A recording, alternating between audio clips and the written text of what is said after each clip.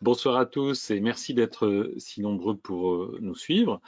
Vous êtes un peu plus d'un millier d'inscrits quand même pour cet événement, donc c'est un beau chiffre et ça devrait être assez sympa.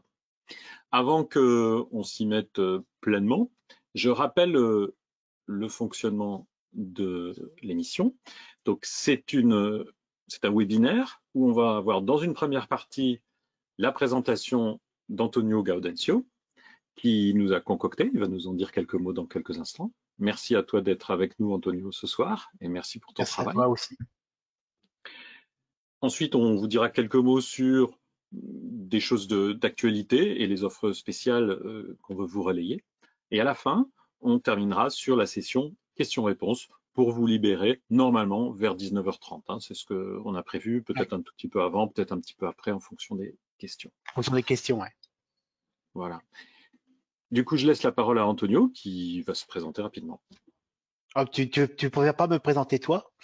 Ah bah d'accord. Donc Antonio, que j'ai la chance de connaître depuis plusieurs années, est un grand professionnel de la photo. Il a une particularité parce que avant d'être photographe, il a aussi travaillé dans le domaine des tirages, de l'impression, de la publicité. Et du coup, il a une très grande maîtrise et du RVB, qui est l'environnement naturel pour les photographes, mais aussi du CMJN, qui est le monde, on va dire, et les références en couleur pour le print, pour la production papier, la presse.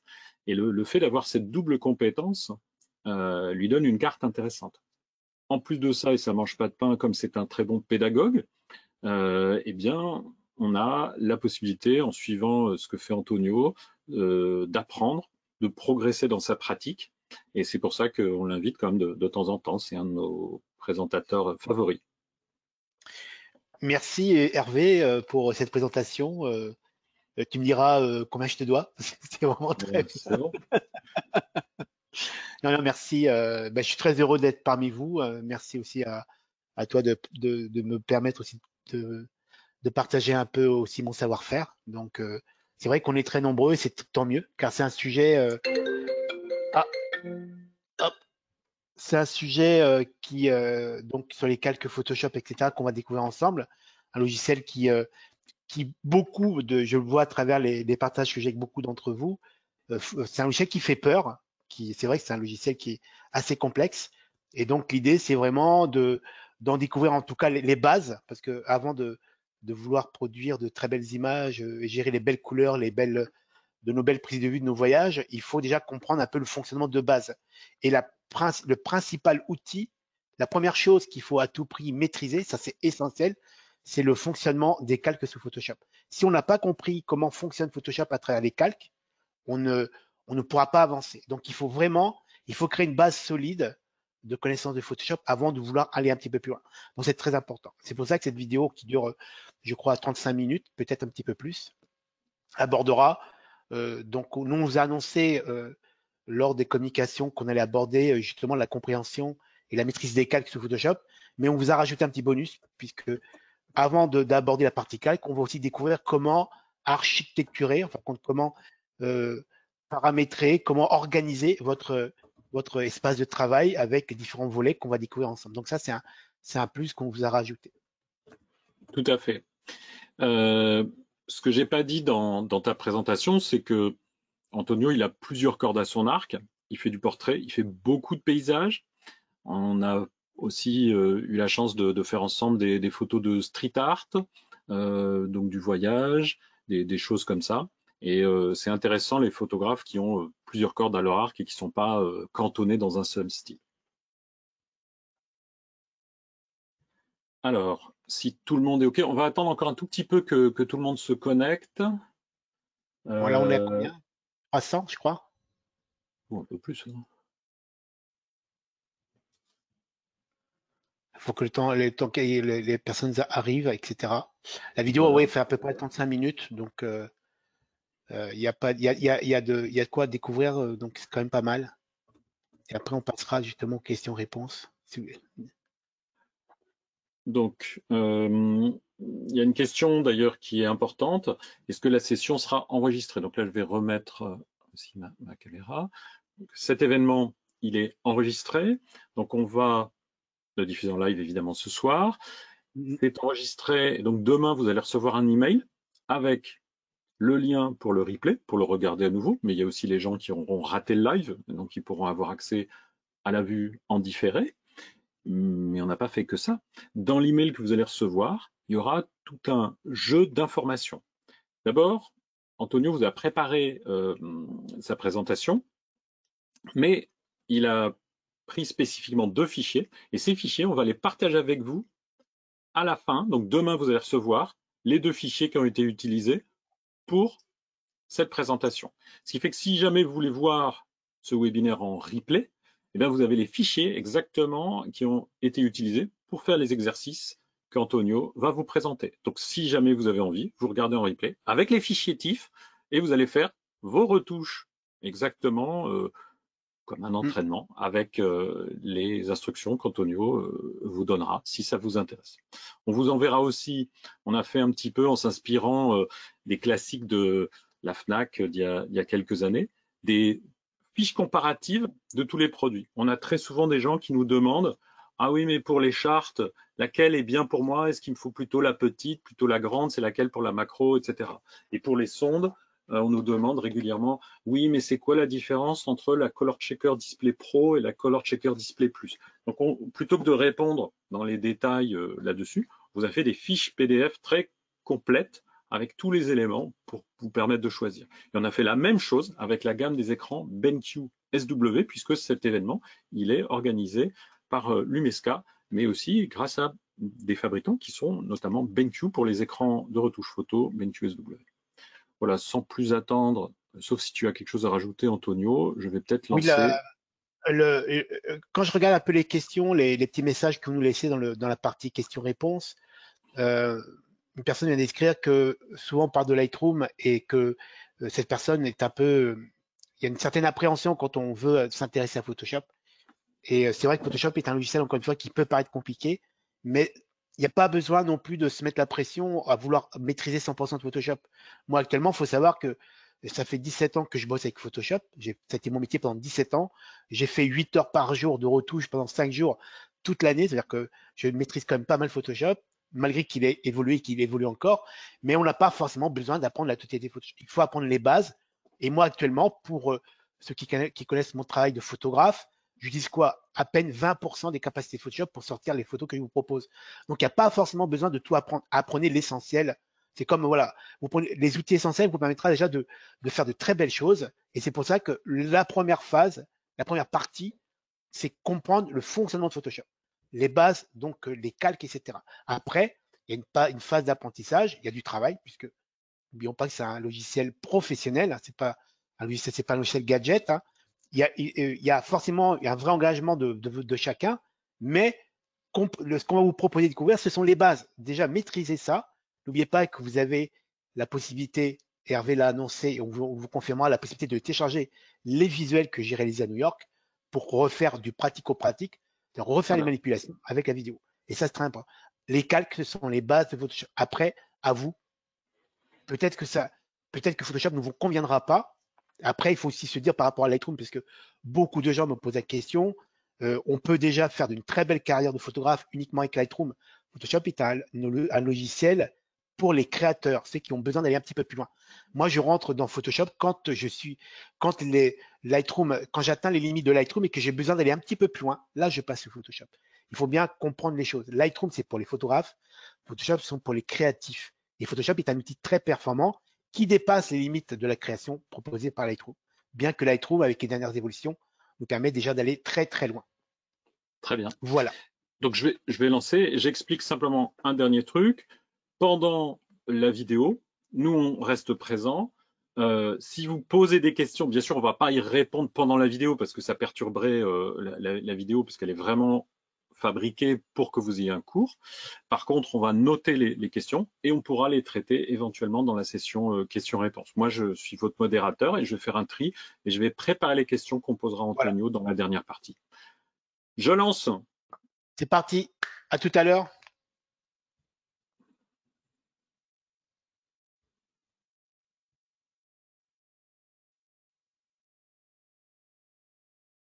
Tu tu peux fermer ta fenêtre si tu veux.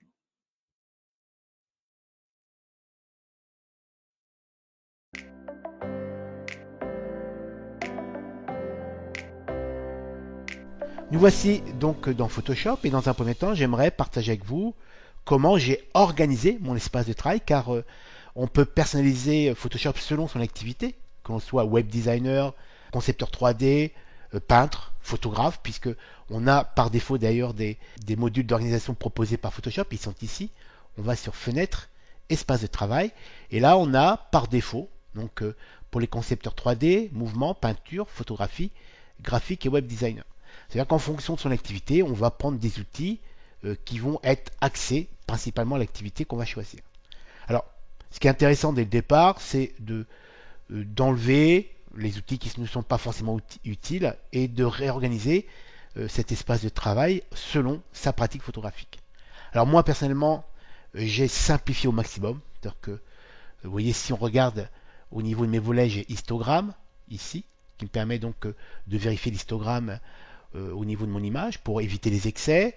Information, important, pour avoir des relevés de valeur, que ce soit des correspondances RVB ou lab, ou on peut aussi personnaliser ici. On peut par exemple mettre CMJN, c'est-à-dire qu'on peut choisir en fonction, donc encore une fois, de sa pratique. Si je vais par exemple sur le ciel bleu ici, on a sur la droite la valeur RVB avec sa correspondance 4 couleurs. C'est-à-dire que si on travaille à la fois pour du partage web, soit pour des impressions RVB, et qu'on travaille aussi en parallèle pour une impression offset, CMJN, donc encre pigmentaire, on ne parle plus de lumière, on peut avoir aussi la correspondance CMJN, ce qui est plutôt intéressant. Si on double-clique dessus, on ferme le volet, voilà, parce qu'on n'en a pas forcément besoin. Hein. Ensuite, j'ai en dessous deux choses qui sont très importantes, les calques qu'on va découvrir ensemble, et à côté les tracés vectoriels. Alors, on ne va pas bien sûr aborder tout ce qui est tracé, puisque à lui seul, c'est un sujet qui est extrêmement complexe, donc il faudrait beaucoup plus de temps que ça. On va surtout axer notre découverte sur la manipulation des calques. Et ensuite, vous avez ici donc la partie histogramme. En dessous, vous avez source de duplication qui correspond donc à l'outil tampon, etc. Les paramètres donc de réglage de mon pinceau, tampon, tous les outils d'intervention pixel, de traitement de l'image. Vous avez ici la partie qui correspond à la gestion des polices. On va aborder aussi le thème police avec donc choix de la police ici. Vous avez la taille de la police, l'interlettrage et l'interlignage. Donc tout ça, ça c'est pareil, c'est un sujet à lui seul. On peut gérer aussi les paragraphes avec ferré à droite, ferré à gauche, central, etc. En dessous, on a tous les réglages donc possibles de l'image avec les courbes, les niveaux. Il y a quand même pas mal d'outils. On continue, donc ici, c'est les documents, les propriétés de documents, c'est-à-dire que l'image qui est ouverte à l'écran, on est sur 3000 pixels sur 2000, dans un espace RVB, en 8 bits par couche, vous voyez. Et on a plein d'informations au niveau de la gestion des grilles, etc. Et si on continue, on a ce qu'on appelle donc les couches RVB. Là, on est sur 3 couches, puisque on est dans l'espace lumière, rouge, vert et bleu, et bien sûr, le composite RVB qui nous permet d'afficher l'image. Si on était, par exemple, en 4 couleurs, si je basculais cette image vers un espace pigmentaire CMJN, j'aurais donc 4 couches, cyan, magenta, jaune, noir. Donc ça, c'est l'organisation qui est la mienne, c'est pas forcément la vôtre, c'est à vous de choisir selon vos besoins. Mais si vous voulez rajouter par exemple des volets ici, on va faire une manipulation, vous allez sur Fenêtre, par exemple, si je veux un nuancier, donc par exemple forme ici, hop, vous voyez, ça apparaît automatiquement ici, au niveau donc du panneau, enfin du panneau latéral. Si je clique sur le volet, je reste appuyé, je tire dessus, je peux décrocher. Si j'appuie sur la petite flèche, je vais le supprimer, mais après je peux le déplacer, le mettre par exemple en dessous, ici. Imaginons tout simplement parce que ça fait encore une fois partie de ma pratique photographique. Mais là on va l'enlever, donc je tire dessus et j'appuie sur la petite flèche ici, et donc ça disparaît. Autre chose qui est intéressante, si je clique là-dessus, vous voyez, ça ouvre le volet historique. Si je descends, ça ferme automatiquement les autres. C'est-à-dire que en appuyant sur CTRL-clic ou clic droit sur votre souris, vous pouvez activer réduire automatiquement le panneau d'icônes. On va recommencer. Vous voyez, à chaque fois que je clique sur un panneau, ça ferme automatiquement l'autre, ce qui est plutôt pratique. On va venir cliquer juste ici au-dessus. Vous voyez, là, CTRL-clic, ou clic souris sur la clic droit. Hop, et on peut donc réduire automatiquement les panneaux d'icônes, ce qui est plutôt intéressant. Ça permet donc, regardez, par exemple celui-ci est ouvert, si je clique sur l'image, ça le ferme automatiquement. D'accord? Donc ça c'est l'organisation globale. Vous pouvez aussi bien sûr, on va reprendre un autre volet, par exemple imaginons navigation, je peux le prendre, vous voyez, je clique sur le mot navigation, je reste appuyé sur ma souris ou sur mon stylet, et je peux venir le glisser à côté. Hop, ça apparaît donc en troisième volet. Donc j'ai trois volets, histogramme, information, navigation. Je peux donc, grâce à ce panneau, et particulièrement grâce à ce curseur, zoomer sur l'image, voyez, déplacer la petite fenêtre soulignée par le filet rouge pour aller sélectionner une partie de l'image, zoomer, dézoomer, et si j'appuie sur la touche espace de mon clavier, j'ai une petite main qui apparaît, qui me permet, donc en restant appuyé sur la touche clavier, donc la touche espace, en appuyant sur ma souris et mon stylet, de pouvoir déplacer l'image. Voilà. Je peux aussi, en utilisant les raccourcis clavier, commande donc, ou contrôle. Alors, commande c'est pour Mac, contrôle c'est pour PC. Donc, commande moins dézoomer, ou contrôle moins. Bien sûr, encore une fois, si je vous rappelle, la touche commande c'est pour les Mac, la touche contrôle c'est pour les PC, c'est l'équivalence. Commande ou contrôle moins de zoomer, commande contrôle plus de dézoomer. Vous voyez, ça permet, en restant appuyé sur la touche commande ou contrôle de votre clavier, en appuyant sur plus ou moins de votre clavier, de pouvoir zoomer ou dézoomer. On prend la barre espace et on déplace. Vous voyez, c'est assez facile de pouvoir se déplacer. Ou alors on utilise l'outil qui correspond à la navigation en déplaçant donc le cadre souligné en rouge et d'utiliser le zoom sur cette partie-là. Si on veut fermer ce volet, on clique dessus et ça le ferme. Par exemple, là je suis zoomé à 67%. Si je fais commande ou contrôle 0, ça me permet de mettre l'image en plein écran et commande contrôle moins de dézoomer un peu pour revenir un peu au statut global et avoir une vision vraiment générale de l'image. Donc ça c'est à peu près comment organiser ça. On a bien sûr sur le côté ici tous les outils donc d'intervention sur l'image, les outils pinceau, on a les outils de recadrage, tout ça, donc bien sûr on ne va pas tous les développer, on n'a pas le temps pour ça.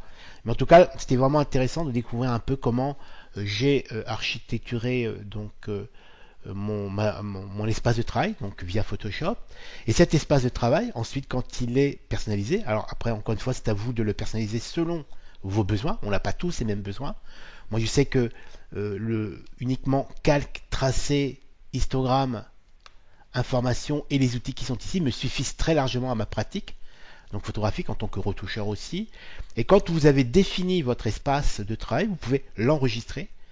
Vous allez sur Fenêtre, espace de travail, vous voyez ici, et vous allez, espace de travail. Donc là, mon espace de travail s'appelle Antonio Photo, mais vous pouvez organiser votre propre espace de travail, nouvel espace de travail. Vous l'appelez mon espace, par exemple, tout simplement. Vous voyez, vous activez la mémorisation des raccourcis clavier, des menus, des barres d'outils. Donc c'est-à-dire que l'ensemble de votre espace de travail sera enregistré et vous faites enregistrer. Si par exemple vous êtes en binôme sur le même poste de travail, puisque on peut arriver dans une activité professionnelle d'avoir plusieurs personnes sur le même ordinateur, vous pouvez passer d'un espace à l'autre. Vous allez sur Fenêtre, espace de travail et vous avez donc ici mon espace, le vôtre et le mien. C'est-à-dire qu'on peut passer de l'un à l'autre en personnalisant encore une fois l'espace de travail. Donc ça c'est vraiment très important dès le départ quand on commence sur Photoshop, quand on est débutant, de définir ses besoins et de mettre sur le côté les volets ou les outils qui vont nous permettre donc d'adapter cet espace de travail à votre pratique photographique. Pour en rajouter sur la barre latérale, encore une fois, vous allez sur Fenêtre et vous avez énormément donc de possibilités. Par exemple, je n'ai pas de volet correspondant au script, donc script ou action qui sont ici puisque je n'en utilise pas. D'accord? Dernière petite astuce très intéressante, ici, vous avez une petite flèche. Vous avez par exemple ici, pour l'instant, on a une information Adobe RGB 98 en 8 bits. Si on clique dessus, on peut définir l'information, ce petit cartouche avec une information précise, nombre de calques, fichier de travail, échelle, document. Après, à vous de choisir. Moi, personnellement, je préfère utiliser l'information profil du document, car ça me permet d'avoir une vision directe sur l'espace colorimétrique intégré à cette image, l'espace dans lequel je travaille. Alors, encore une fois, c'est un thème qui à lui seul est assez conséquent.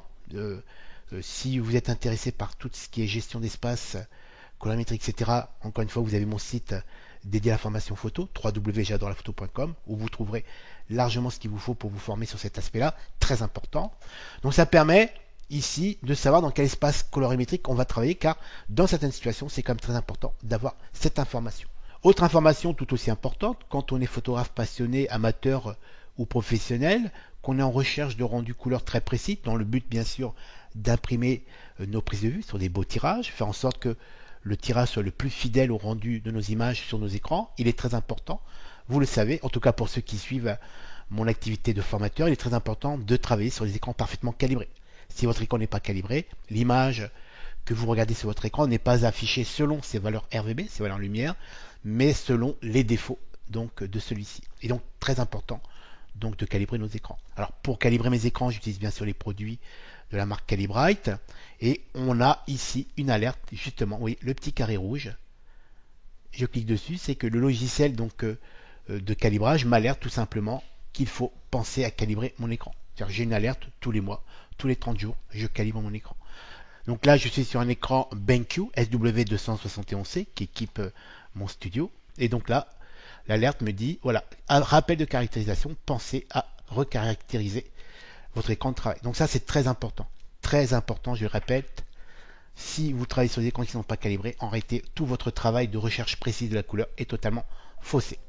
Voilà donc pour la présentation globale de mon espace de travail. On passe maintenant à la découverte des calques.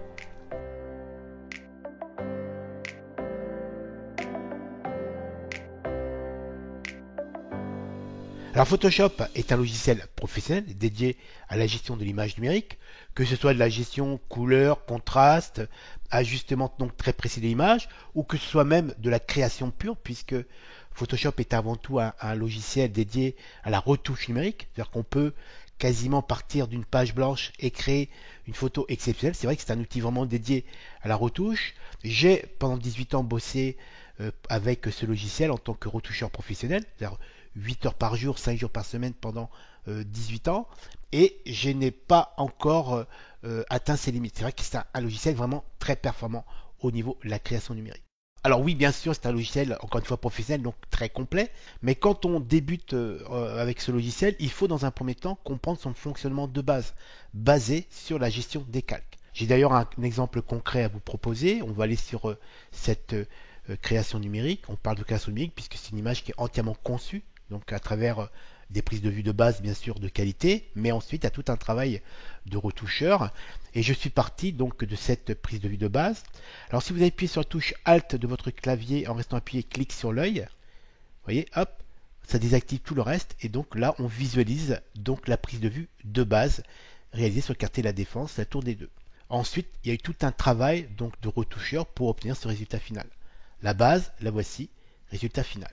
Et donc tout ce que vous voyez ici, tout ce qui est là, ce sont les fameux calques.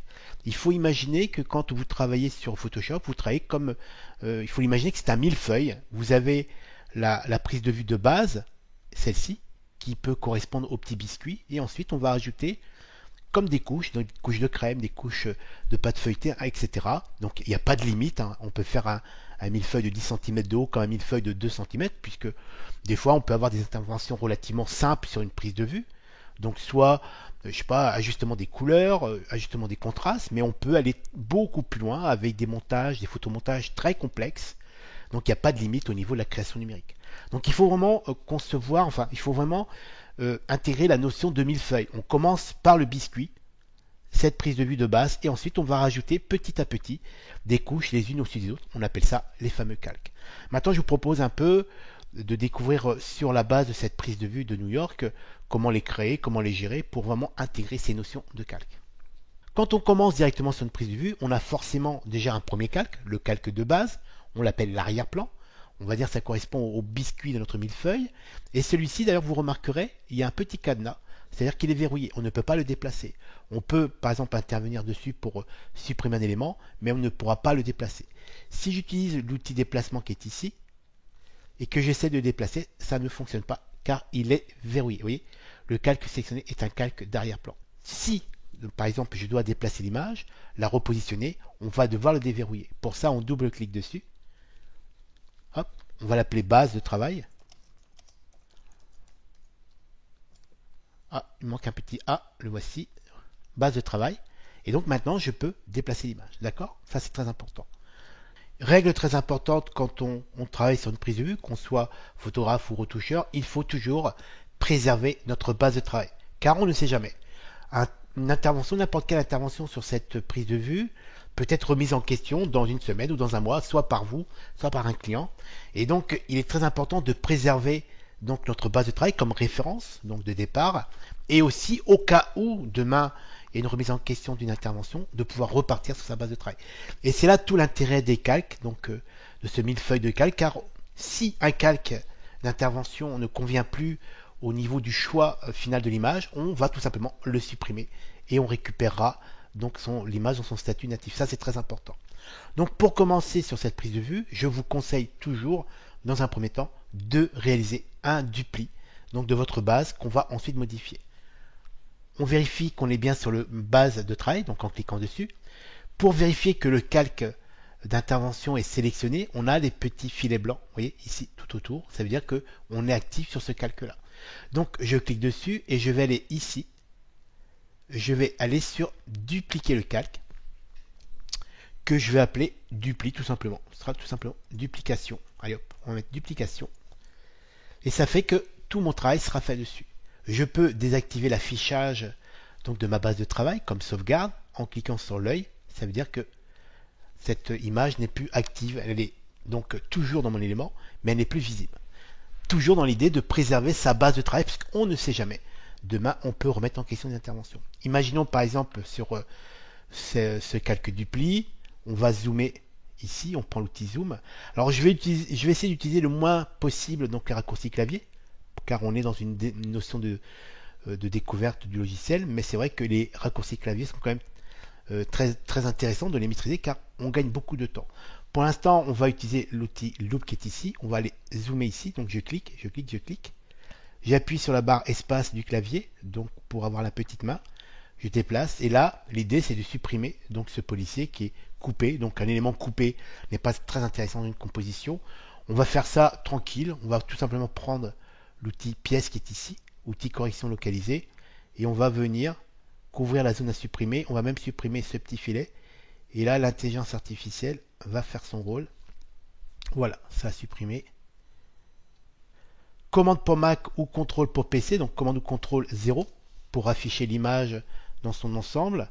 Si vous voulez dézoomer, c'est commande ou contrôle moins pour donc repositionner l'image au centre de mon écran. Vous voyez, on peut réactiver l'original en appuyant sur l'œil.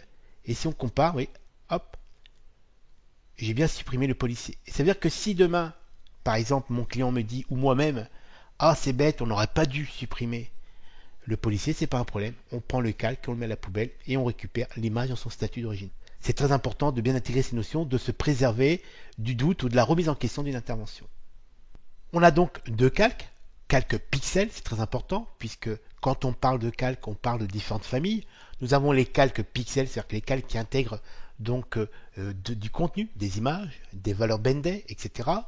Et ensuite, on a les calques qui sont les calques de réglage, qui n'ont pas de données pixels. Donc, ce sont les calques qui vont permettre de régler l'image sur sa couleur, sur ses densités, mais ce ne sont pas les calques pixels. Par exemple, imaginons que je veuille réchauffer un peu l'ambiance de cette prise de vue, donc la rendre un petit peu plus chaude. On va aller ici, sur les calques de réglage. Alors, tous les calques qui sont créés à partir des calques de réglage, ce ne sont pas des calques pixels, ils n'ont pas de contenu, ils n'ont pas de poids. C'est uniquement des calques de réglage, c'est des informations, ce sont des ordres, mais ils n'ont pas de contenu. Imaginons maintenant que je veuille tout simplement réchauffer un peu mon image. Je vais aller sur courbe, ici. Alors bien sûr, je ne vais pas développer tous les outils puisqu'il nous faudrait beaucoup plus de temps que ça.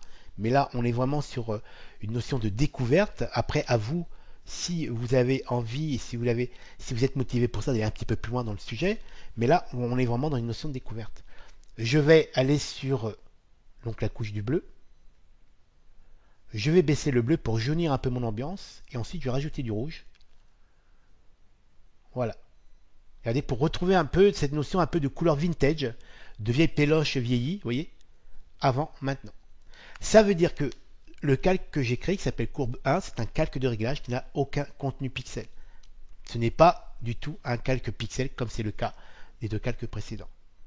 Dans ces calques de réglage, si on revient sur l'outil et on reste positionné dessus, on va voir apparaître un message. Créer un calque de remplissage ou de réglage. Il y a différentes familles. Si on clique dessus, on a tout ce qui est calque de réglage, donc nous permettre de gérer la colorimétrie, donc les contrastes, etc. Donc on a vibrance, teinte, balance des couleurs, noir et blanc, on a quand même pas mal. Mais on a aussi les calques de remplissage qui nous permettent par exemple de créer un bendet. Imaginons que je veuille créer un bendet sur la partie gauche de l'image pour intégrer une autre image. On peut aller sur couleur unie. Hop. On va choisir une couleur qui nous intéresse. Moi je vais prendre tout simplement le noir. D'accord, à la plat. Je fais OK. Donc là, vous remarquerez qu'on ne voit plus l'image. Et ça, c'est très important d'intégrer ces notions-là. Les calques de remplissage, que ce soit les calques de remplissage valeur bendet, donc définir une couleur ou une autre image. Comme on est sur une notion de millefeuille, le calque supérieur va masquer le calque inférieur. D'accord? Donc là, comme j'ai un calque de remplissage basé sur un noir à plat, il masque totalement l'image. Et c'est ça qui est très important. Les millefeuilles, et ça c'est logique, quand vous regardez votre millefeuille depuis le haut, si vous rajoutez une couche de crème, mais vous masquez le feuilleté en bas. Et donc là, c'est très important d'intégrer ces notions de calque, donc de superposition de calque. Autre notion qui est très importante au niveau de la gestion des calques, vous remarquerez que à chaque fois que j'ai créé un calque de réglage, que ce soit le calque courbe en dessous ou celui-ci, donc le calque de remplissage en noir, j'ai à chaque fois un pavé blanc. Alors ce pavé blanc correspond donc au masque de fusion. Quel est le rôle au masque de fusion? Alors encore une fois, je ne vais pas pousser le sujet trop loin, puisqu'il nous faudrait des heures pour ça. Mais le masque de fusion va nous permettre tout simplement de protéger ou de bloquer une certaine partie de ce calque. Imaginons maintenant que mon client me demande ou que je décide de créer un pavé gris. D'ailleurs, on va désactiver l'affichage de ce calque de remplissage. On va cliquer sur l'œil, vous voyez, hop, il est toujours présent, mais il n'est plus affiché, il est désactivé. Imaginons que mon client me demande de créer un pavé sur la partie gauche de l'image, sur la base de ce calque de remplissage, je vous le rappelle, rempli à 100% de noir. Et donc pour réaliser ce pavé, on va tout simplement utiliser le masque de fusion pour bloquer une certaine partie de ce calque de remplissage. On va aller vérifier qu'on est bien actif sur le masque de fusion, ici, avec les petits filets blancs. On va aller prendre un outil sélection, rectangle de sélection. Je vais définir la taille de ce pavé, ici. Voilà. Hop. J'ai défini la taille de mon pavé gris, après si le fond l'ajustera, et maintenant je vais utiliser les masques de fusion pour faire disparaître, donc au-delà de cette délimitation qui est définie par ce filet scintillant, faire disparaître le noir, enfin on va pas dire le faire disparaître, c'est-à-dire qu'il ne sera plus affiché, mais il sera toujours existant, et ne faire apparaître qu'en fin de compte que le pavé défini par ma sélection. On va donc utiliser les masques de fusion. Les masques de fusion, il est forcément basé que du noir et blanc. On peut travailler soit du noir, soit du blanc, soit du gris. Et donc en remplissant ce masque de fusion, donc tout ce qui va être noir va bloquer l'affichage donc de mon pavé noir, et tout ce qui va être blanc va le laisser donc encore une fois visible et actif. Je vérifie bien que sur mon sélecteur, je suis bien sur le noir, c'est ce qui va définir la couleur donc de remplissage de mon masque de fusion, et je vais aller sur édition, remplir, couleur de premier plan, et je fais OK. Si on regarde le masque de fusion, il y a un pavé noir et donc on voit apparaître l'image. Tout ce qui est blanc donc ne bloque pas l'affichage de mon calque de remplissage, de ma valeur noire à plat, et donc forcément ça masque l'image. On est sur un millefeuille. C'est comme une fenêtre ouverte sur la photo qui est en dessous. Sauf que moi je voulais à la base, je vous le rappelle, donc créer un pavé gris en affichant le reste de l'image. Donc là c'est pas le cas, mais c'est pas un problème. On va déjà dans un premier temps désélectionner la sélection, vous voyez, elle scintille toujours, c'est-à-dire qu'elle est toujours active. On va faire commande ou CTRL D, et là on va aller sur le masque de fusion et on va le négativer. Donc commande ou CTRL I, encore une fois commande pour Mac, CTRL pour PC. Et hop, donc là on a bien le pavé noir. Si je désactive l'affichage, on a bien l'image en dessous. C'est-à-dire que c'est une couche, c'est un calque qui vient se superposer au reste de l'image sans la détruire. Et ça, c'est très important. Et ça veut dire qu'encore une fois, cette notion de calque est très intéressante, puisque si par exemple le pavé ne me plaît pas, ou si par exemple l'existence de ce pavé est annulée, c'est pas un problème, on prend le calque et on le met à la poubelle. Et ça, c'est très important. Maintenant que j'ai défini donc la taille de mon pavé, encore une fois, c'est très important. Si vous regardez le masque de fusion, tout ce qui est noir bloque l'affichage, ce qui est blanc laisse passer l'affichage, donc mon calque de remplissage noir. Mon client et moi-même avons décidé non pas de créer un pavé noir à plat, comme c'est le cas, mais plutôt un pavé gris en transparence. Et donc on a aussi la possibilité sur les calques de jouer sur son opacité. Ça se passe ici. Vous voyez là, on est à 100%. Je clique sur la petite flèche et là, je descends. Et vous voyez, hop, je vais définir de l'opacité de mon calque. On peut aussi entrer directement cette opacité. On clique sur 37% et on va mettre 40%. Voilà. On vient donc de créer un pavé gris en transparence qui vient se superposer au reste de l'image, encore une fois, comme un millefeuille. On a, dans un premier temps, découvert les calques de contenu pixel, calque image, calque de remplissage. On a aussi découvert les calques de réglage, comme c'est le cas de celui-ci, avec la courbe qui nous a permis de réchauffer. Alors vous l'avez remarqué, il y a quand même pas mal, il y a quand même pas mal de possibilités pour ajuster très précisément l'aspect couleur, aspect contraste de nos images. Mais on a aussi la possibilité de créer des calques avec des logos et du texte. On pourrait très bien intégrer à cette composition les trois lettres de New York City. D'ailleurs, c'est ce qu'on va faire. On va aller ici, outil texte, on clique dessus, outil horizontal, et là on va aller cliquer un peu n'importe où parce qu'après on va pouvoir le réajuster. Je clique ici, on va définir de sa couleur, pour l'instant il est blanc, on pourrait très bien mettre du rouge, prendre l'ascenseur ici, mettre du bleu, mais on va rester sur le rouge, le blanc pardon, je pense que c'est pas mal, on va aller donc dans l'angle, on est bien sur 3 fois 255, donc on est blanc pur, ok, je peux définir de la police ici, vous voyez, il y a toutes les polices possibles. Donc on va rester sur, on va prendre de l'Helvetica, on va prendre du bold, et on peut jouer aussi sur la taille de la police. Donc là on va mettre du 200, on verra bien après. Oui, c'est un peu grand. Donc on va tout simplement mettre du 100, et après on va pouvoir récupérer donc la taille elle-même sans problème. Donc là je suis bien donc 100 points au niveau de la police. Helvetica Bold. Je tape mon texte, New York City, et là je clique sur donc l'outil de placement pour valider mon texte.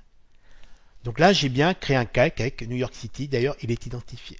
Si pour X raison il faut modifier par exemple l'engraissement de la police, on peut double-cliquer dessus et revenir, donc prendre par exemple du régular, c'est pas un problème. Je revalide.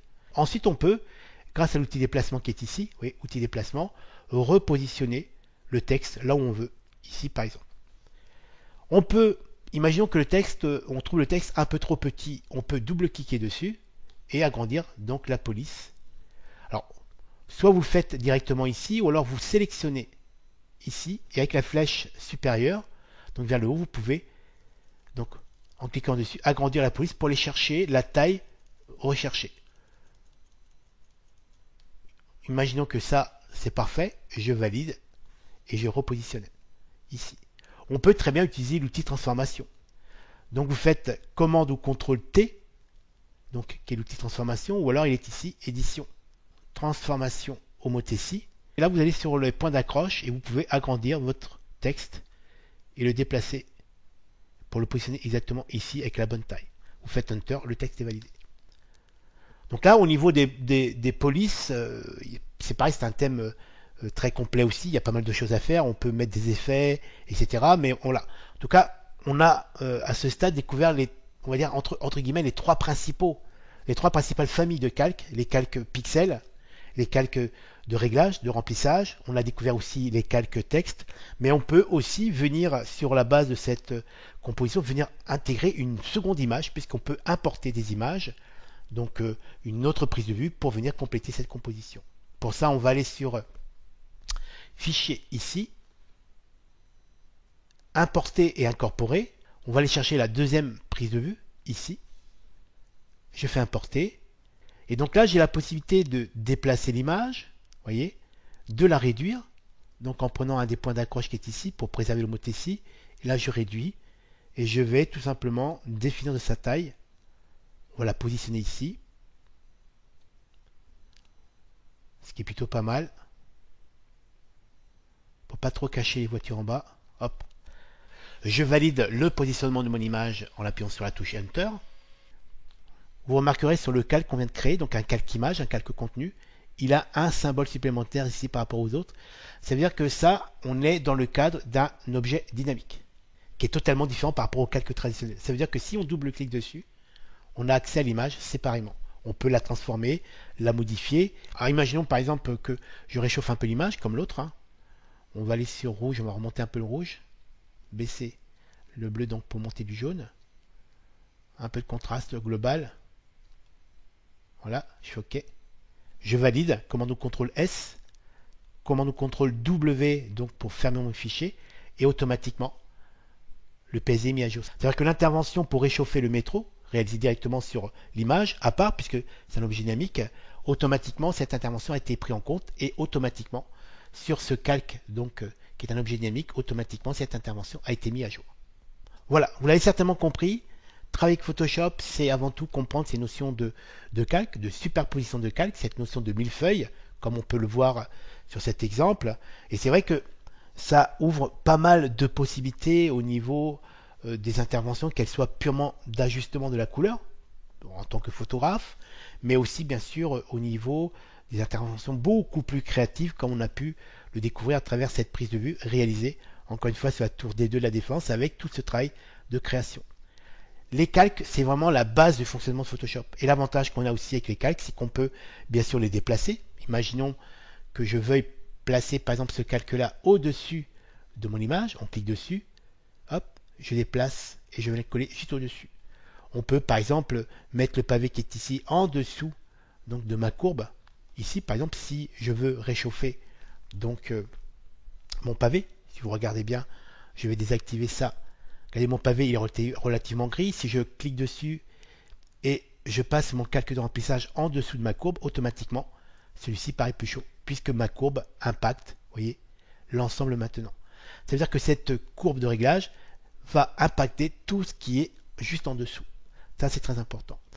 Je vais réactiver la photo qui est ici. Autre notion très importante, c'est l'écrêtage de calque. Imaginons que maintenant, pour X raison, je trouve le métro un peu trop chaud.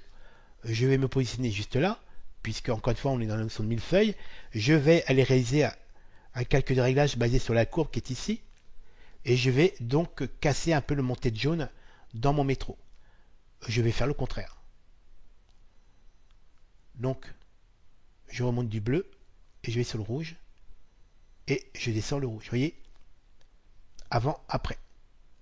Sauf que là, vous allez tout de suite remarquer que cette intervention-là, bizarrement, touche globalement l'ensemble de ma composition. C'est normal, puisque ma courbe de réglage est au-dessus de tout. On est dans cette notion de millefeuille, c'est-à-dire que tout ce qui est en dessous est impacté par donc cette courbe.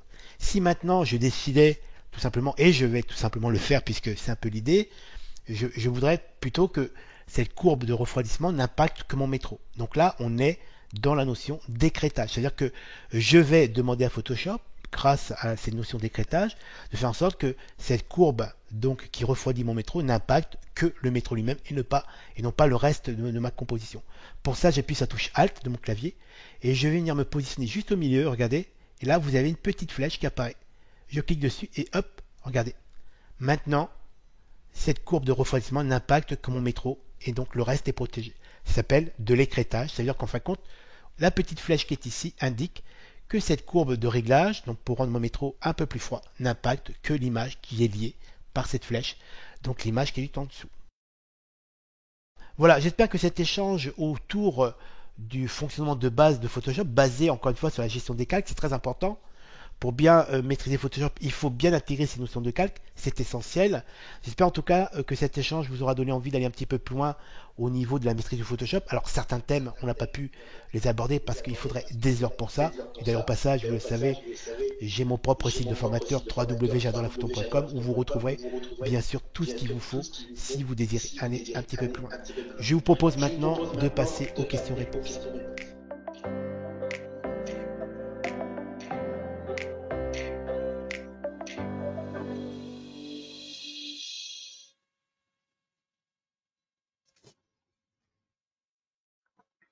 Alors, on va revenir. Je vais quitter cette partie.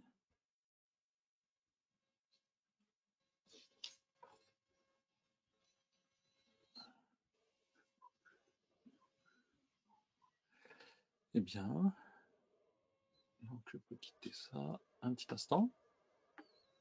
Mhm.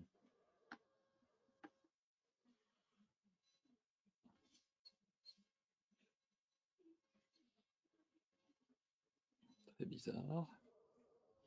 Ça va Je peux venir. désactiver. Ouais, C'est bon, c'est bon. c'est bon, c'est Voilà. parti. Et je désactive ceci. Voilà. On est à nouveau avec vous. Merci beaucoup pour votre attention. Il y a eu pas mal de questions, donc j'ai collecté les questions qui ont été posées au fil de la présentation d'Antonio. Mais avant de passer à la session questions-réponses à proprement parler, on avait quelques petites questions d'actualité. Tout d'abord, donc d'abord, merci pour vos encouragements, parce qu'il y a plein de personnes qui disent merci, ça donne très envie d'aller plus loin. Est-ce qu'il y a un ordre plus indiqué? Tout ça, il y a des questions qu'on va garder Ouais. pour la session questions-réponses. Ouais, parce qu'en plus, j'ai essayé quand même, parce que faut bien comprendre que le Photoshop est un logiciel, encore une fois, professionnel, très pointu. On est vraiment resté sur. Enfin, quand l'idée, c'était vraiment de vous donner un peu le fonctionnement de base. Après, à vous, si vous voulez aller.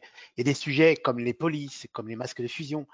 C'est voilà, il faut savoir que c'est des mois d'apprentissage. Mais en tout cas, vous avez, on va dire, on a à travers ça, vous avez pu découvrir un peu comme le fonctionnement de base. Après, c'est à vous d'aller un peu plus loin si vous avez envie, bien sûr.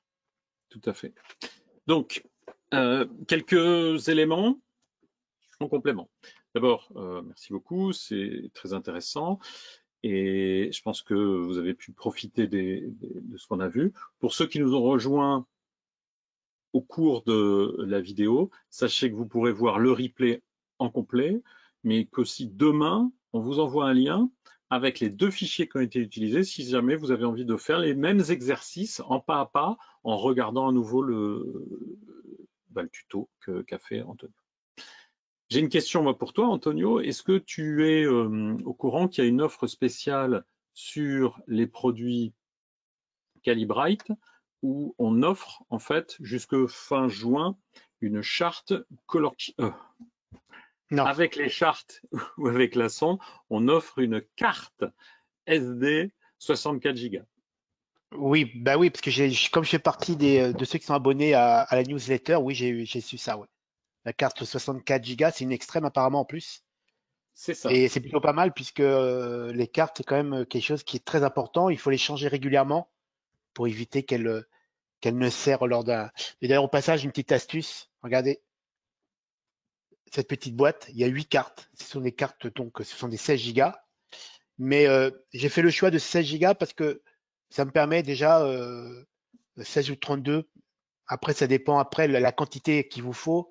Et surtout, si vous faites du mariage, du reportage, on a, on a plus ou moins besoin de cartes plus ou moins des capacités de mémoire plus ou moins élevées. Mais moi, je travaille, ça c'est une petite astuce, vous voyez, j'ai 8 cartes parce que quand je pars en voyage, je pars rarement plus de 8 jours. Et donc, j'ai une carte par jour. C'est-à-dire que chaque journée de prise de vue, tous les soirs, je change une carte. Carte 1, carte 2, carte 3, donc jour 1, jour 2, jour 3, jour 4, etc. Pour une très bonne raison, c'est que si jamais j'ai un souci lors de prise de vue, par exemple de la troisième journée, je sais que même si je double tout dans mon boîtier, il faut toujours sécuriser. Surtout quand on est en mode, on n'a pas toujours la chance d'aller dans des destinations paradisiaques pour les photographes. Il faut se sécuriser tout le temps, tout le temps, tout le temps. Donc même si je fais qu'une photo, je change de carte, tant pis. Mais au moins je sais que si jamais j'ai un problème de boîtier, parce que je suis professionnel, donc quand je suis en reportage, des fois le matériel reste du matériel, même si c'est très compliqué de casser un boîtier ou de le perdre, ou etc. Euh, Au moins je sais que je ne perdrai que la journée en cours. Donc ça, c'est plutôt intéressant. Je vous conseille de faire comme ça. C'est plutôt intéressant.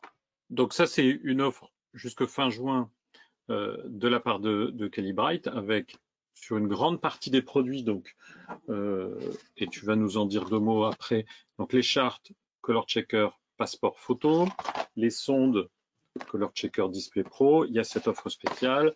Et en plus de ça, je vous le donnerai tout à l'heure, il y a un code où vous pouvez avoir, mais là pour le coup c'est valable que pendant une semaine, jusque fin mai, chez notre partenaire qui participe à cet événement Miss Numérique, vous pourrez avoir 15% de remise en plus de ça sur tous les produits Calibrite.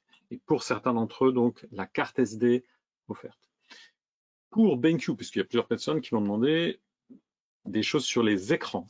Il y a une offre spéciale toujours chez Miss Numérique et vous pouvez y accéder en utilisant un code spécial que je vous révèle maintenant.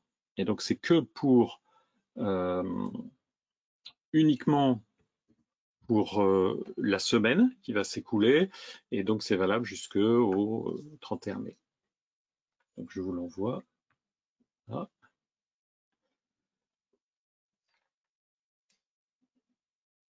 Parfait. Donc ça c'est les offres spéciales. Sur BenQ, il y a une question à laquelle j'aimerais bien qu'on réponde avant que je te propose la deuxième partie. Et je pense que c'est une question qui est très intéressante et pertinente par rapport à ce que tu as montré sur le travail avec Photoshop. Une des questions qui est revenue de plusieurs personnes, c'est est-ce qu'il est possible de travailler en plusieurs écrans avec un écran dédié à l'image pour avoir séparément l'espace de travail, les barres d'outils, les calques sur, par exemple, mon écran de portable. Qu'en penses-tu, Antonio? Alors, bah, c'est une bonne solution. Après, ça dépend de l'espace qu'on a parce que tout le monde n'a pas un espace dédié comme j'ai la chance d'avoir un studio de prise de vue. Donc, le double écran, c'est intéressant. Mais je conseille, on peut avoir un écran outil, peut-être de moins bonne qualité, puisque les outils, peu importe si l'écran est calibré ou pas. Mais ce qu'il faut en double écran, c'est d'avoir un écran qui est parfaitement calibré. On peut très bien avoir une belle dalle, donc norme art graphique, donc écran BenQ, comme c'est le cas de ce que j'ai à la maison. Et à côté, un écran peut-être de moins bonne qualité ou plus petite taille, uniquement pour les outils. Les outils d'un côté, l'image de l'autre. Après, c'est à chacun de trouver un peu son confort de travail. Moi, je travaille pas en double écran puisque maintenant, moi, je travaille sur des 24 pouces. J'ai même un 32. Je veux dire, il y a déjà de l'espace. Parce qu'en fin de compte, plus on a d'espace, plus on met de bordel. Moi, je pense plutôt, vous avez vu au début de la vidéo, je vous ai partagé un peu mon, mon organisation au niveau de Photoshop, au niveau de mes volets. J'ai pas grand chose, mais j'ai ce qui m'est utile. Et ça, c'est plutôt important que de travailler. Avant, quand je travaillais dans les régies de retouche à Paris pour le monde de la communication, pour le monde du luxe, dans les studios de retoucheurs, on avait tout en double écran. C'est vrai que bon, on a un écran avec les outils, c'est plutôt confortable. Mais après, c'est une histoire de budget, c'est une histoire d'organisation. Et moi, je trouve que même en mono écran, ça marche assez bien. On a Oui, des dalles maintenant. Voilà, on a des belles dalles. 24 pouces, pour moi, c'est là où je me sens mieux. 32 pouces, c'est très bien pour de la vidéo. J'ai un écran 32 pouces aussi mais là où je toi, fais tu le montage. utilises un 27 pouces en fait, hein? 27, pardon, 27. Ouais. Non, mais le Que 24 peut 24, être très bien. ouais. Ouais, on peut très bien utiliser deux 24 par exemple, ou un 27 et un 24, mais on n'a pas forcément besoin d'avoir deux écrans de même qualité technique. Celle pour les outils peut être un petit peu plus, un peu moins pointue au niveau de technique. Après, c'est un choix personnel. Mais on peut très bien déporter les outils sur un écran. Donc, un écran outil, un écran image. Voilà. Après, c'est plutôt Alors, à chacun de faire ses choix, quoi. absolument. Et je pense qu'il y a quand même un point qui est important, c'est que pour un 24 ou un 27 pouces, si quelqu'un a un ordinateur portable, c'est quand même bien de Bah, c'est ce que combiner j'ai. le portable à un deuxième écran, par exemple. Après, en retouche, on peut avoir qu'un seul écran. Est-ce que le Moi, c'est code, il apparaît bien là parce que peut-être que je l'avais pas bien rentré le premier coup. Est-ce que vous le voyez?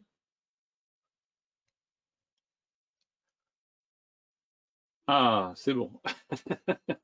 Désolé. Donc, Miss Numérique, sur la semaine qui s'écoule, il y a 8% de remise sur les écrans BenQ. On parlait du 24 pouces.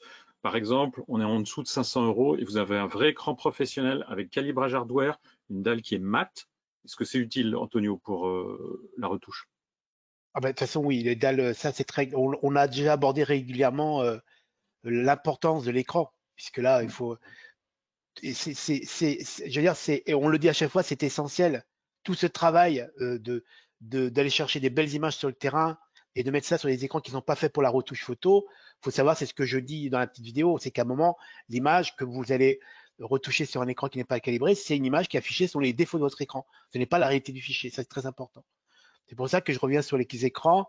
Faut les beaux. Moi, voilà, là actuellement, je suis sur un 27 pouces, non pas un 24, parce que le 24, c'est ce que j'utilise pour mes formations quand je suis en présentiel, quand je voyage. J'ai un 24 pouces avec moi, mais moi, j'ai un 27 et un 32.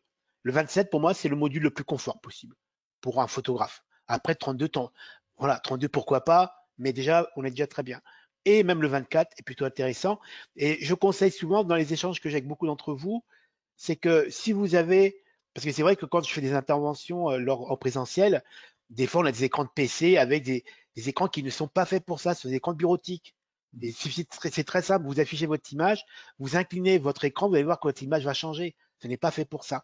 Mais après, on peut avoir des très belles machines qui ont avec des bons processeurs. Ben dans ce cas-là, la bonne solution, c'est d'acheter un écran extérieur et on va le brancher dessus. Et ça permettra, à la rigueur, d'utiliser votre écran de portable comme écran d'outil et votre écran, celui que vous avez acheté, donc comme un 24 pouces chez BenQ par exemple, le SW240, c'est ça, je crois. Alors, Tu me confirmes ça? SW240, c'est le 24 pouces. Ouais. SW270C, c'est le 27 pouces, je dirais, photo. Et le SW271C, c'est le même 27 pouces, mais en 4K, ultra précis, très homogène. Alors, le budget est un petit peu plus élevé, mais comme il est 4K, il peut être intéressant pour les gens qui font de la photo et de la vidéo, notamment. Mais pas que, hein. Donc, j'envoie les références là à tout le monde, puisqu'on m'a Donc posé la n'hésitez pas, question. quand c'est comme ça, si vous avez un bon PC avec un bon matériel, avec un bon pros, achetez tout simplement un écran en complément et vous le branchez dessus. Comme ça, vous mettez les outils sur votre portable et l'image sur votre écran. C'est une solution qui est plutôt pratique. C'est la mienne en tout cas. Merci. Donc, ce que tu dis, si je récapitule très simplement, travailler les photos sur un écran qui est à côté de la plaque, euh, vous allez vous mordre les doigts un jour ou l'autre. Peut-être pas tout de suite, c'est ça le terrible, c'est que vous vous en rendez pas compte tout de suite, mais vous risquez de faire des choses. Et tout ce que tu viens de montrer avec les calques, notamment le fait que c'est non destructif, faites gaffe parce que si vous faites tout ça, un travail soigné, mais sur un écran qui n'est pas calibré ou qui est à côté de la plaque en couleur, vous risquez de faire des bêtises, voire même euh, C'est très simple, c'est que les interventions de couleur vont intégrer les défauts de l'écran. exactement, Ah, mon image est trop verte, je vais réchauffer. Mais en réalité, votre image n'est pas verte, c'est votre écran qui est trop vert. peut-être. Et à un moment, voilà, il faut être un peu logique, quoi. Mais on ne le sait pas à l'œil, d'où l'importance d'avoir un écran de qualité et puis de le calibrer Et, assez régulièrement. On y reviendra, ouais, mais en mais plus, juste un petit mot important, et des fois, c'est même plus vicieux que ça, c'est qu'on s'habitue aux défauts de son écran. bah L'œil oui, s'habitue aux défauts de son écran. Ça, c'est important aussi. absolument. Alors, du coup, question de Yann Cano Barat. Est-ce qu'on peut revoir la présentation sur les calques? Oui, demain, puisqu'on va vous envoyer le lien pour le replay. Mais là, on ne va pas la remontrer puisque on vient de la voir. Et je vous envoie aussi la question. Voilà.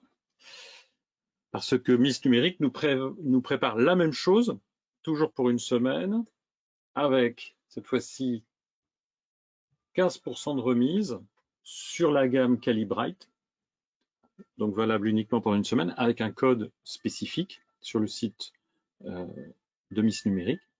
Et ça, c'est en plus de l'offre sur les chartes Color Checker et la Color Checker Display Pro, où on offre une carte SD 64 Go. L'offre sur la carte, elle est valable jusqu'à fin juin, d'accord? Mais si jamais vous hésitiez, là vous avez et 15% de remise chez Miss Numérique, plus la carte SD offerte sur les produits calibrés. Donc ça peut être pas mal. Avant d'aller plus loin, et j'ai demandé à Antonio qui nous prépare un petit complément, juste un petit rappel sur comment on utilise les cartes Color Checker, Passeport, Photo 2. C'est la plus courante. Avant ça, on voulait vous poser une question sur ce qu'on vous a montré dans Photoshop. Et donc, c'est important. Tous les mois, pratiquement en ce moment, on doit le faire. Eh ben, on va vous le refaire. Vous devez voter. Donc, on vous fait un petit sondage. Donc, pas besoin d'avoir votre carte d'électeur pour cette fois-ci, mais un petit vote quand même. Ce serait sympa. Donc, on avait cette question pour vous qu'on a concoctée avec Antonio. Donc, dans Photoshop, vous diriez que vous êtes un utilisateur et c'est là où vous répondez comme vous le sentez. Est-ce que vous êtes plutôt un utilisateur débutant, plutôt un utilisateur avancé, un utilisateur expert ou peu habitué de Photoshop parce qu'en fait, vous utilisez un autre logiciel pour traiter vos images. Donc, allez-y. Ah, mais il faut répondre dans le sondage. Vous voyez le sondage? Parce que j'ai plein de gens qui me répondent dans le chat. Je vois un truc sondage fermé, Hervé. Ah ben pourquoi il est fermé? Ah là là là là. Ah ben d'accord, c'est parce qu'on l'a testé tout à l'heure et donc bah je vais voir si je peux le relancer. Bon bah c'est dommage. Donc dans Parce que là, je vois un Photoshop. sondage fermé. Ah ouais, fermé, donc vous pouvez pas y répondre. Eh Ah ben ben je voilà, suis c'est fait. désolé. Mettez-le en commentaire. Attends. Peut-être que je peux partager les résultats et le relancer. Donc je masque les résultats. Non, il est fermé. Bon, ok, bah, on n'aurait pas du tout le testé tout à l'heure. Donc, sans plus attendre, on passe à la partie où tu nous montres juste un petit rappel en quelques minutes, si tu veux bien, comment utiliser une charte Color Checker. Et Est-ce que il faut que tu m'autorises à je te partager mon écran. passe absolument, je te demande un petit instant, je te passe le rôle de présentateur.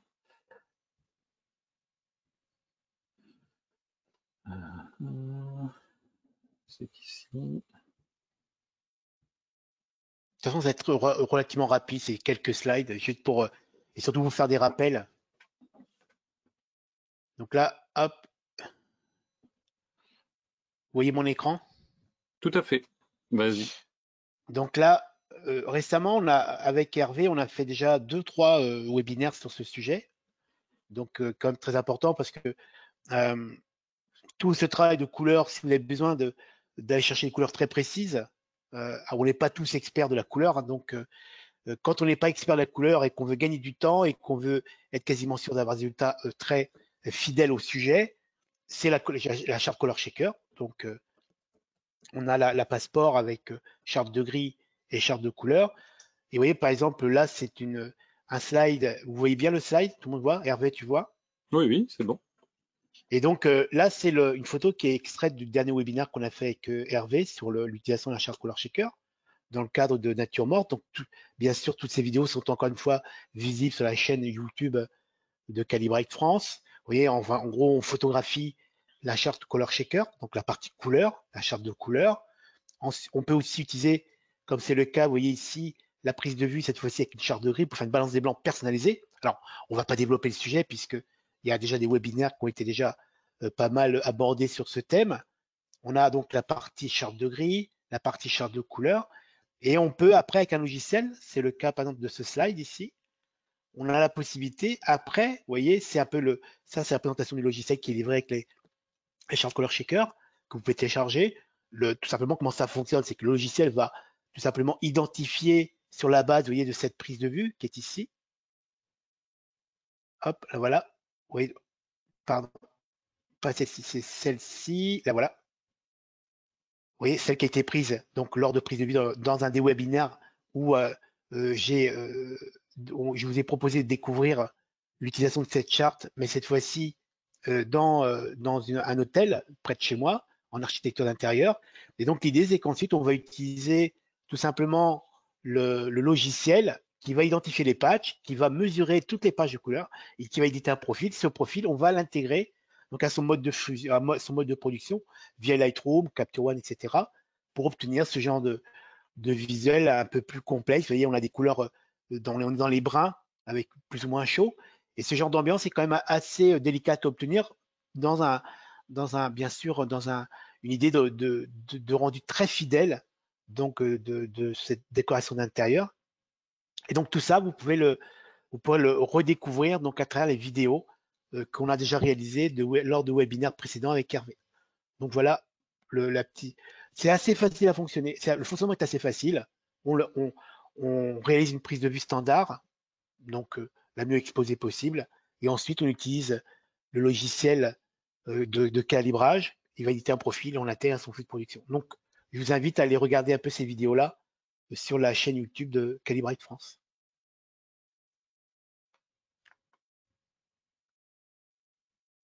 Tu reprends la Parfait. main, Hervé? Merci, Antonio. Non, mais je te laisse la main, puisque on passe maintenant.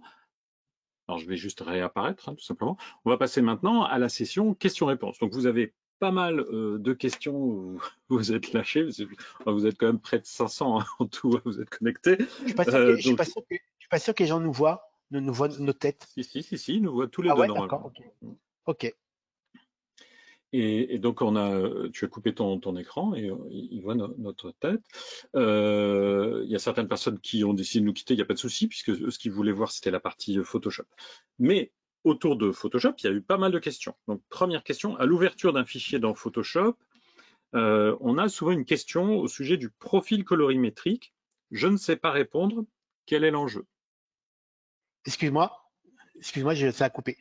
À l'ouverture d'un fichier dans Photoshop, on a Photoshop qui nous présente une question au sujet du profil colorimétrique. Tu sais, quel profil appliquer, par exemple?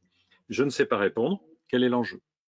Il y a une règle qui est très très importante quand en gros, ça se produit quand? C'est quand vous prenez une image et que vous glissez cette image dans votre Photoshop et que l'espace de travail donc de votre Photoshop ne correspond pas à l'espace intégré, par exemple de Lightroom vers Photoshop. Vous décidez par exemple de développer avec l'espace Adobe RGB et que votre Photoshop est réglé dans votre espace de travail avec le sRGB, les plus petits. Et bien ça, Photoshop ne sait pas quoi faire. Il y a une règle qu'il faut toujours appliquer, c'est toujours privilégier l'espace intégré à l'image par rapport à l'espace de travail. Donc, il faut prendre cette option-là. Ça, c'est la règle. Et d'ailleurs, ce thème-là a été déjà abordé. S'ils le font, on le réabordera dans les prochains webinaires. C'est peut-être une bonne idée parce qu'il faut le répéter systématiquement. Mais ce thème-là a été abordé avec Hervé lors de webinaire qui s'appelle Le secret des belles couleurs. Rappelle-toi. Oui, oui. C'était largement. On en refera un sur ce sujet parce que c'est un fondamental. Je ne sais pas encore quand, peut-être avant Noël, on verra. Ouais, parce que c'est beaucoup de gens se posent encore la question et c'est vrai qu'il faut le répéter. Il faut toujours privilégier l'espace intégré à l'image à votre espace de travail. C'est sur cette option-là qu'il faut cliquer tout simplement. Question, est-ce que tu travailles et pourquoi est-ce que tu travailles plutôt en 8 bits qu'en 16 bits? Et si on C'est peut parce que faire des réponses assez rapides, c'est cool. ouais, c'est-à-dire que les photos que j'ai mis en téléchargement sont en 8 bits pour les alléger au niveau de poids pour que les gens puissent les télécharger.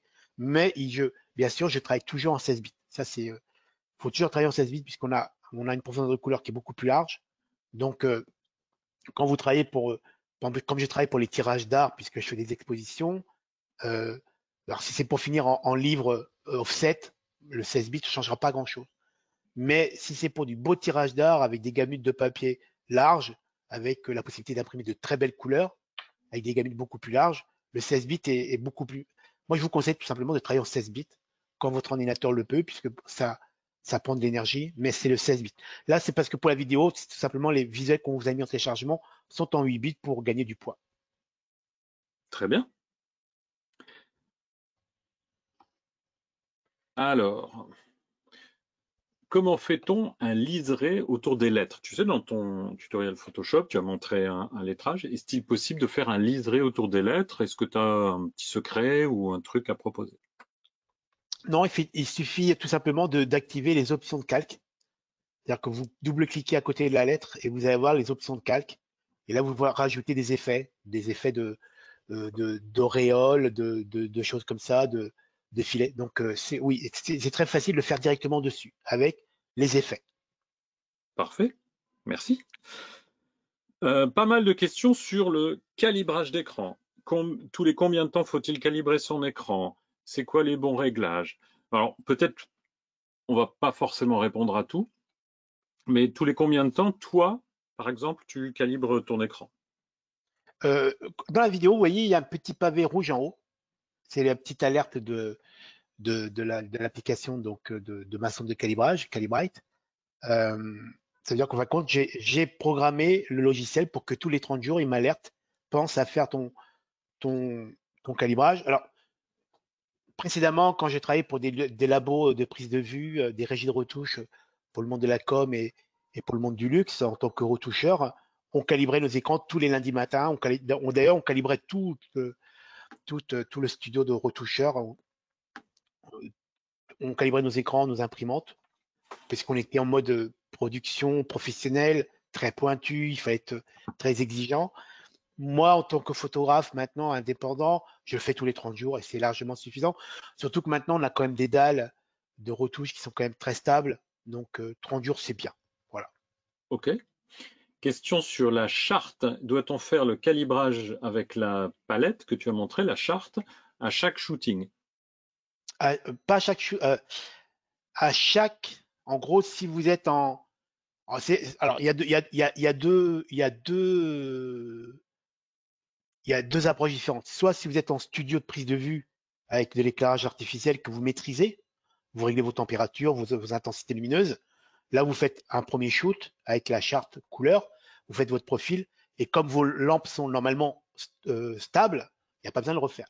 Par contre, si vous êtes en extérieur et que vous faites du portrait, portrait mode, portrait personne, et que vous changez de rue, parce que imaginez vous êtes à Lisbonne, vous êtes dans une rue où il y a plutôt les façades des immeubles sont plutôt chaudes, vous allez avoir plutôt une lumière chaude puisque la lumière va se charger en chaleur en réfléchissant sur les façades.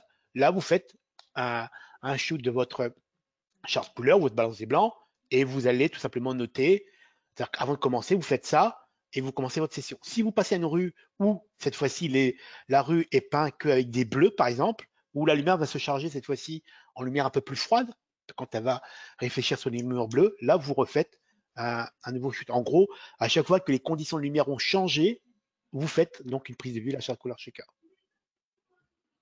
Merci. Oui, puis à chaque fois que tu l'apprends, ça te fait un élément de référence par rapport aux conditions de lumière et l'éclairage de cet élément-là. Parfait. Pas mal de réactions, tu sais, sur le 8 bits, 16 bits. Certaines options de menu ne sont pas dispo en 16 bits. Et c'est juste des commentaires, hein. Tu me diras si tu veux rebondir. Les tireurs grand public ne prennent pas le 16 bits. Bah oui, c'est pour ça que c'est pas une obligation de travailler en 16 bits et que parfois il y a des avantages aussi à travailler en 8 bits parce que c'est plus passe-partout. Mais si, comme Antonio, vous devez faire un travail et faire des tirages qui sont pour une exposition, il est possible que vous ayez envie de travailler justement en 16 bits et avec un tireur d'art un petit peu plus évolué que le grand public. Je dirais qui peut le plus peut le moins. Travailler en 16 bits et si jamais votre tireur final, parce que je sais que soit vous allez faire un labo physique avec un artisan où il va vous prendre du 16 bits, mais vous avez des plateformes donc en ligne où ils vont pas accepter 16 bits. Parce que déjà, premièrement, ils vont accepter que le JPEG. Le JPEG ne supporte pas le 16 bits, donc on est forcément obligé de passer en 8 bits. Mais si vous allez travailler par serveur, par transfert sur des labos un peu haut de gamme, eux, ils vont travailler le 16 bits puisqu'on a un panel de couleurs, on a un profondeur de couleurs beaucoup plus large. Mais il vaut mieux travailler en 16 bits, quitte à brider après s'il le faut. Plutôt que se dire, parce que si on développe en 8 bits, depuis Lightroom, si on repasse après sur Photoshop à 16 bits, on ne va pas gagner plus de couleurs. Il faut développer en 16 bits. C'est ça. Merci. Que penses-tu des plugins comme TK8 fonctionnant sur la base de masques de luminance? Je ne connais pas TK8. Alors TK8, c'est Tony Cooper qui fait ça. Donc ce sont ce sont des scripts, enfin des actions qui sont préformatées qu'on peut donc utiliser. En fin de compte, c'est un panel qui s'ajoute à Photoshop et qui va nous permettre de gagner du temps sur certains aspects. Donc sur les masques de luminosité, je dis oui, mais comme tous les outils qui sont un peu automatisés, il faut déjà apprendre le fonctionnement. Puisque si on utilise des produits, moi je suis pas très sur les choses automatisées quand on apprend. On apprend déjà le fonctionnement des différents outils et après on peut automatiser. Puisqu'utiliser des outils automatiques comme TK8, c'est intéressant pour ceux qui maîtrisent déjà le fondement de Photoshop. Ça permet de gagner du temps. Mais apprenez déjà ce que c'est qu'un masque de luminosité pour mieux le contrôler. Parce que sinon, vous allez utiliser un outil que vous ne maîtrisez pas. Vous êtes utilisateur. Alors, il vaut mieux avant tout maîtriser l'outil et après l'utiliser. Et ça permet de gagner du temps sur certains aspects. Est-ce que tu as un truc ou un conseil pour supprimer des éléments fins avec des bases de fond différents, par exemple le licol d'un cheval? Ça peut être un câble. Qu'est-ce que tu conseilles pour supprimer un élément fin avec une base de fond de couleurs différentes? Ça peut être un câble ou le licol d'un cheval ou des choses comme ça. Il y a un outil qui marche assez bien, alors pas tout le temps, hein, puisque l'avantage de Photoshop, c'est qu'il propose une caisse à outils très très large. et tous les outils sont bons. C'est-à-dire qu'il faut juste que l'expérience en Photoshop, c'est quoi? C'est de savoir très rapidement quel est le bon outil pour telle action. Vous avez donc l'outil qui s'appelle, euh, je vais chercher parce que j'utilise tellement que je finis par oublier son nom. J'ouvre mon Photoshop. C'est l'outil. Attendez, je vais le trouver. C'est ça. Outil correcteur localisé. C'est un outil qui est apparu il n'y a pas si longtemps que ça. Et ça permet, c'est un outil qui est basé sur l'intelligence artificielle. C'est-à-dire que vous prenez cet outil, vous recouvrez par exemple un câble électrique, vous lâchez, il va calculer et faire en sorte de le faire disparaître en prenant en compte son environnement, ce qui est plutôt pratique. Parfait. Alors, est-ce qu'on fait le point blanc à D65 pour calibrer son écran ou plutôt D50 dans le but de faire du tirage d'art? Et là, c'est un petit peu ce que je t'avais posé comme question tout à l'heure, avant qu'on Le, démarre. Est-ce ouais, que bah, il y a beaucoup de questions autour de, mais finalement, c'est quoi les bonnes pratiques pour bien calibrer l'écran? c'est-à-dire en gros, il y a, encore une fois, il y a pas de standard. On peut pas dire qu'il y a un vrai standard. Et ça dépend de quel est votre univers photographique, qu'est-ce que vous en faisiez, est-ce que c'est pour finir sur Instagram, est-ce que vous travaillez pour l'offset, est-ce que vous travaillez pour la presse, est-ce que vous travaillez pour le tirage d'art, est-ce que vous faites du tirage d'art et de la presse comme c'est le cas pour moi. On va dire D65 sera plutôt, on va dire pour le tirage d'art, sur du papier extrêmement blanc, du papier fine art, donc du papier de très haute qualité. D50 c'est plus pour la presse magazine. Et donc, dans les différents webinaires qu'on a déjà proposés, depuis, parce que ça veut dire quand même quelques années qu'on travaille ensemble, moi j'ai fait le choix, après c'est mon choix personnel, de travailler en D55, c'est-à-dire que j'ai coupé la poire en deux. Que mes images, mes propres images finissent en tirage d'art, mais des fois, de la presse magazine, il n'y a pas si longtemps, j'en ai encore vendu pour un magazine, me disent, ah, on a vu vos photos sur votre site d'auteur, on aimerait bien l'utiliser en presse magazine. Et là, c'est pas du tout pareil. On passe d'un papier extrêmement blanc, donc de qualité de galerie d'art, à un papier de recyclage jauni. Donc forcément, il y a un grand écart. Alors, ça voudrait dire que si on travaille dans un monde merveilleux, qu'on a le temps pour ça, il me faudrait que je traite une image pour les tirages d'art et que je traite la même image pour la presse magazine. Donc j'aurais deux images, c'est-à-dire que je doublerais mon travail. Parce que c'est normal, une image qui a été calibrée sur un D65, si j'imprime sur un papier jaune, eh ben, tout va monter en vert. Et comme moi j'ai plutôt une ambiance bleutée, ceux qui connaissent mon univers savent que je travaille plutôt sur des ambiances un peu métal bleuté, bah forcément je tendance à monter en vert. Donc moi j'ai coupé la poire en deux.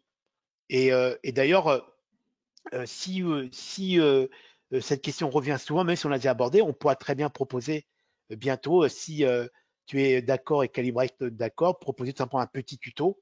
Je suis prêt à un petit tuto Ouais, rapide de une question rappel qu'on pour les gens. pose à ce moment-là à tous.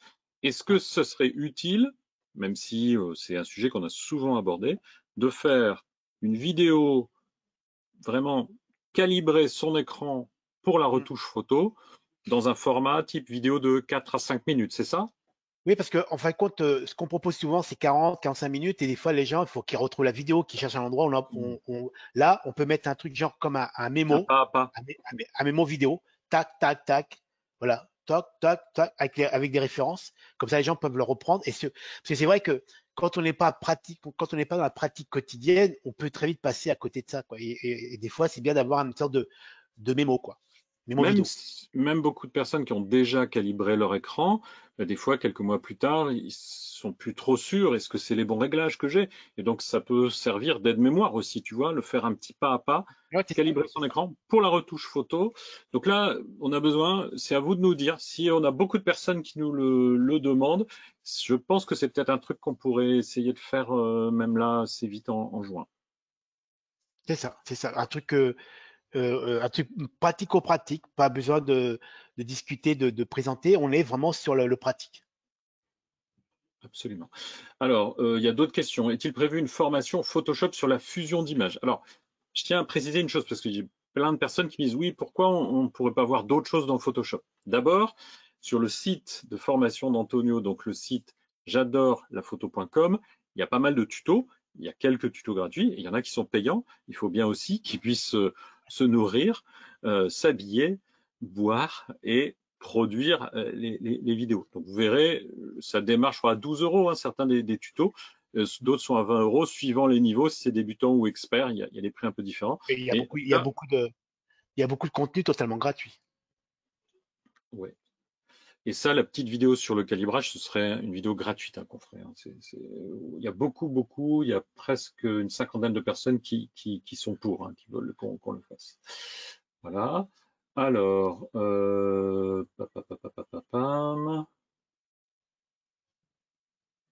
ouais, ouais. Donc plutôt, c'est pas un vrai sondage, mais beaucoup de personnes sont partantes. Dernière question technique. Vous avez utilisé les courbes rouge et bleu pour la balance des blancs. Est-ce la meilleure méthode? La courbe rouge et bleu par les demi-tons. C'est-à-dire que quand on travaille par les demi-tons, la courbe, c'est certainement l'outil Photoshop le plus performant pour équilibrer globalement une image, pour récupérer je sais pas, une bascule de couleur. Si votre image est un peu chaude, que vous voulez la refroidir. Et donc, après, on rentre dans l'aspect des complémentaires, des primaires, etc. Mais la courbe, c'est vraiment l'outil le plus performant pour calibrer globalement une image au niveau de l'ambiance générale. Après, on peut refroidir, on peut la réchauffer. Après, les courbes, encore une fois, c'est un thème assez qui est pas complexe, mais qui demande aussi beaucoup de temps pour l'apprentissage. Mais la courbe, c'est certainement le meilleur outil. Après, on est sur Photoshop. C'est-à-dire que si vous avez un problème de calibrage et que vous avez besoin d'ajuster votre température, faites-le sur Lightroom avant de développer. Ce sera beaucoup plus simple. Parfait. Eh bien, on n'a pas répondu à toutes les questions. Il y en avait trop. On a essayé de répondre à celles qui étaient le plus souvent posées. On peut peut-être encore en prendre une ou deux. Quelqu'un me dit la correction sélective, c'est le plus précis. Oui, c'est sûr. Attention, Euh, non, la correction sélective, il ne faut pas confondre. Les courbes, la hein, courbe permet de globaliser l'image. De, avant de commencer à aller chercher des rendus beaucoup plus précis avec la correction sélective qui va permettre de cibler un rouge, un bleu, etc. Ça, c'est un autre outil, c'est un outil de ciblage. Mais les courbes sont des courbes qui nous permettent il faut commencer déjà par mettre en place l'architecture globale de l'image au niveau de l'architecture couleur. C'est-à-dire que si, par exemple, j'ai un voile de jaune et que je veux aller plutôt vers des ambiances un peu plus froides, comme c'est un peu mon univers, tous ceux savent toutes les personnes qui suivent mon activité d'auteur photographe savent que j'aime les couleurs un peu froides, ça fait partie de mon univers. Je vais commencer par refroidir l'image avant d'aller cibler. La correction sélective, c'est un outil, comme son nom le dit, de cibler une couleur, un rouge, un bleu. La courbe va nous permettre de travailler globalement, donc l'image, de formater l'image globalement. Il faut bien différencier les deux. Parfait, merci pour cette réponse. Beaucoup de personnes disent c'est bien, les réponses sont précises et assez concrètes. Une question, pourquoi Lightroom et pas Camera Raw? Bah, c'est pareil, on est sur le pareil, hein, puisque Lightroom, la seule différence, c'est que Camera Raw ne catalogue pas, Lightroom le fait. C'est-à-dire que Camera Raw a toujours existé, Camera Raw a existé dès le premier jour avec Photoshop, puisque ça permettait de développer négatif. C'est le moteur de Sauf que, développement. en gros, historiquement, on avait Bridge pour le catalogage, Camera Raw et Photoshop. Mais Camera Raw fait exactement ce que fait Lightroom et vice-versa. Lightroom permet de cataloguer, ce que Camera Raw ne fait pas. Alors, question de la part de André. Beaucoup de questions-réponses sur le traitement de l'image. C'était le sujet, hein, puisqu'on a parlé des masques dans Photoshop. Rien sur l'impression photo. C'était pas le sujet de ce webinaire. On a déjà fait et on fera certainement d'autres webinaires beaucoup plus autour de comment créer par un profil d'impression. Simplement, si on parle de trop de sujets, c'est lourd. Donc, Non. André, courage, un petit peu de patience. On va venir aussi sur ce sujet un moment ou un autre. C'était juste pas ce soir, c'est tout. On peut pas tout couvrir d'un coup. Très bien. Et une dernière question. Donc d'abord, merci à tous d'être venus si nombreux. Merci de votre attention ce soir. Désolé si le sondage n'a pas bien marché, j'ai quand même capturé pas mal de réponses. On a bien noté, Antonio et moi, que ça vous intéresserait hautement, mais vraiment, il y a de très bons commentaires dessus. Une petite vidéo comme un step by step, étape par étape, comment calibrer son écran pour la retouche photo. Et j'ai une dernière question à Antonio. est-ce que tu vas à Arles et est-ce que les gens pourraient t'y rencontrer? Oui, alors je serai présent à Arles, donc la première semaine, la semaine d'ouverture des rencontres internationales de la photographie, dans le cadre du OFF. Je serai là-bas, donc vous pourrez venir à ma rencontre. J'aurai un stand où vous pourrez venir déjà pour. J'y vais en tant que formateur, donc si vous voulez parler photo, si vous voulez parler développement personnel, donc formation personnelle, je serai là-bas et je serai très heureux de vous rencontrer là-bas. Donc n'hésitez pas à venir. Je serai dans le parce que je suis partenaire donc de Arles Exposition et je serai donc dans la cour de l'hôtel Jules César, donc à Arles, là où il y a tous les lectures de portfolio.